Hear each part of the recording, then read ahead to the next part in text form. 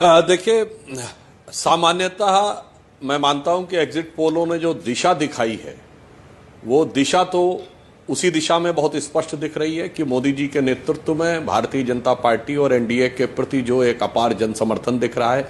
हाँ, संख्या को लेकर मतभेद हो सकता है, संख्या को लेकर हमारा अनुमान भी हो सकता है जो वर्तमान में दिखाया जा रहा है इससे बेहतर हो, और अभय दुबे जी सोच सकते हैं कि कुछ परिवर्तन हो, परंतु आज तक जितने भी एग्जिट पोल रहे हैं उन्होंने जो पूरा डायरेक्शन दिखाया है, इतना भारी अंतर अगर कभी दिखाया है तो वो एकदम रिवर्स नहीं हुआ है। और अभय दुबे जी, तो मैं ये भी कह दूं कि 2004 को अपवाद स्वरूप छोड़ दें तो सामान्यतः चुनाव पूर्व सर्वेक्षणों और एग्जिट पोलों ने जितना दिखाया है भारतीय जनता पार्टी ने वास्तविकता में उससे बेहतर किया है। पिछले 2019 में भी आपको याद हो, सिर्फ आज तक के एक्सिस माई इंडिया ने 300 सीटें दिखाई थी, बाकी सब हमको या तो 270 के आसपास रख रहे थे या उससे नीचे ले जा रहे थे। खैर, वो अलग विषय है।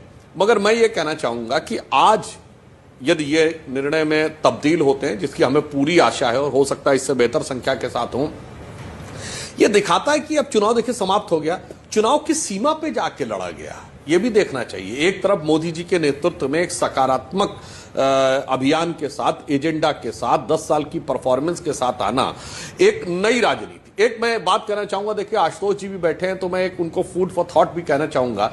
इस चुनाव में सबसे बड़ी बात जानते हैं क्या दिखी?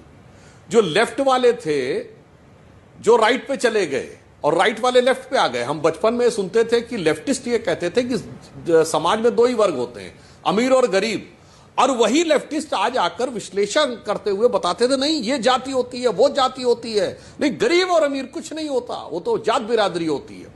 जो लेफ्ट वाले ये कहते थे कि साहब जो रिलीजन इज एन ओपियम, वो धार्मिक संस्थाओं के साथ, धार्मिक पार्टियों के साथ गठबंधन करते नजर आए और उनका बड़ी पुरजोर तरीके से समर्थन करते नजर आए।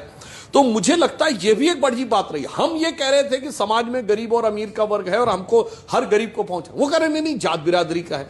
तो मुझे ये लगा कि इतना जो राजनीतिक चरित्र बदलने का प्रयास होता है वो भी अक्सर बहुत सकारात्मक परिणाम देने वाला नहीं होता। एक तरफ हम वो पार्टी हैं जिसने 70 साल में किसी आइडियोलॉजिकल मुद्दे पे अपना स्टैंड नहीं चेंज किया, दूसरी तरफ कांग्रेस पार्टी जिसने कोई 10 साल ऐसा बता दे जिसपे अपना स्टैंड न चेंज किया हो। मतलब ये जातिगत जनगणना के मुद्दे से लेके और कश्मीर के मुद्दे से लेके हर मुद्दे पे जो नेहरू जी के जमाने का स्टैंड, इंदिरा जी के जमाने का आज पूरी तरह चेंज होता चला गया। तो आज समझिए नया भारत है।